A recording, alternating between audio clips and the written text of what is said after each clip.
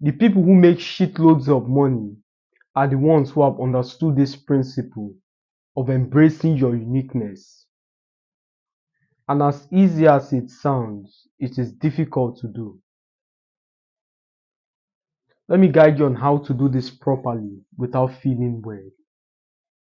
Take Taylor Swift for instance. She's hated across the planet. There are a lot of people who hate her. And unfortunately, in fact, this idea that you have every single person on your side is asinine. As important as Jesus Christ is, there are people who still hate him today. And as evil as the devil is, does he kill? Yes. Does he destroy? Yes. There are people who have placed their allegiance to that cult. So, irregardless of what end of the spectrum you fall under, hate would always be a requirement. Hate would always be a byproduct of picking side. Now we have that out of the way. Embracing your uniqueness. Taylor Swift, for instance, she made $1 billion from her previous tour. Steve Jobs famously created $1 trillion company out of passion. It is difficult, yes. And unfortunately, this ties back to my philosophy about life being filled with hidden contradictions. People say oftenly, find something you love, find something that feels like play to you but work to others. Unfortunately, the idea that you take something that feels like play seriously and in the single digits, you would most likely gravitate towards activities that are difficult, activities you need to impose self discipline in order to feel like you're making progress, in order to give you the sense of working hard. Those are the kind of activities you gravitate towards.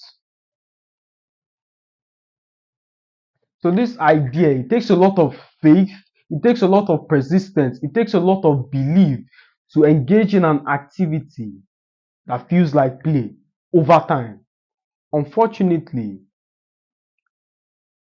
success is a consequence of amalgamated efforts. You do it the first day, it doesn't work. You do it the second day, it doesn't work. The third day, it doesn't work. You're not looking at weeks, you're looking at months, even years of effort.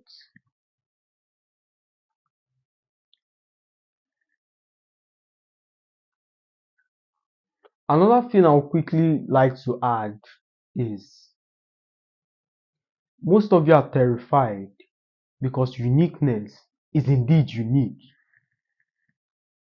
Your uniqueness makes you unique. Being unique sets you outside the crowd, it sets you apart from the crowd. And most people would rather trade their talents, their uniqueness, than be isolated. Most people would rather give up whatever consecration demands it takes for their dream to be manifested and bask in the familiar, have fun, go to parties, etc., and all shades of hedonism.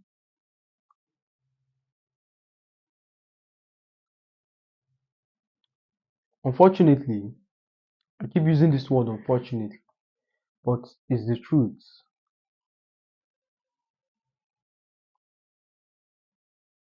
Your uniqueness or the consequence, the consecrations that makes for that dream to become a reality, it doesn't make sense. In order to be wise in God, you have to be foolish in the natural. If you look at the discipline that is supposed to make you who you are or who you want to be, it is foolish. Take, for instance, a God given blogger, God given talents blogger.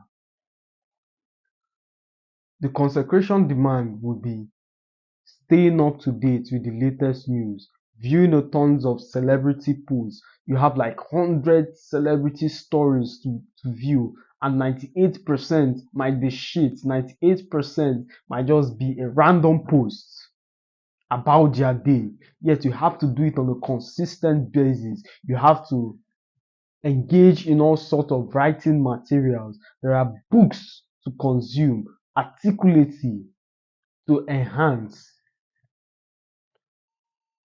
If an external person observes your activity, it looks foolish. Why is this guy every single morning gets up studying, wasting his life, scrolling through Instagram? In fact, that is what they would term it as. You're scrolling through social media, writing a bunch of things that don't matter.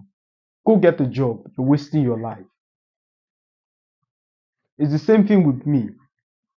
At the infancy of my career, I remember sitting on the coarse hard tiles. It was cold as hell, declining parties, studying the economy while my roommate ridiculed me. Oh, he thinks he's better than us. Ah, he thinks he can find and understand how life works in a book. Ah, let's see ourselves in 2 years. And every single person you made those audacious statements, check me out in 2 years, check me out in 3 years.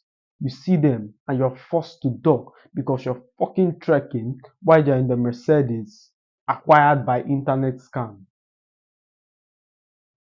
It is painful as hell to submit yourself to the disciplines for your goal. First of all, because it doesn't make sense. Second, your results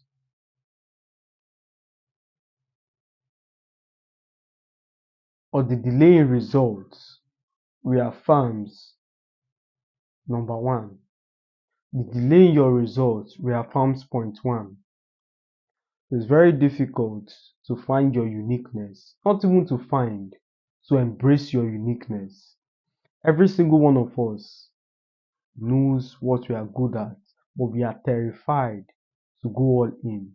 How does reading books, how does understanding the economy, how does analyzing forex markets a talent? How is it a talent?